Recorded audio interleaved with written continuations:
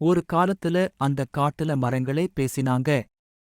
சொல்ற மாதிரி இல்ல, அவர்கள் உணர்ச்சிகள் கொண்டு பாடினாங்க, சத்தம் இல்லாம, ஒவ்வொரு இலையும் ஒரு வரியாய் நெஞ்சோல பேசிச்சு.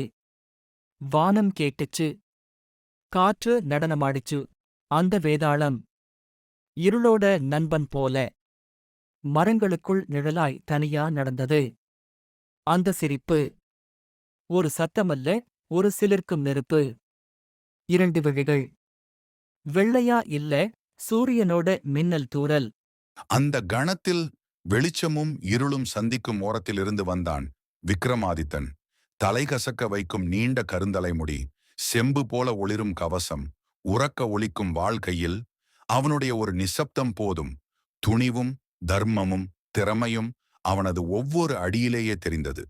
ஐயோ, அவர் திரும்பி வந்துட்டாரு போல, என் கதையை கேட்க வர்றாரு போல. வேதாளம் மரத்தின் மேல் அமர்ந்திருக்கிறது, பாம்பை போல சுருண்டு சுருண்டு சிரிப்போடு சுற்றுகிறது.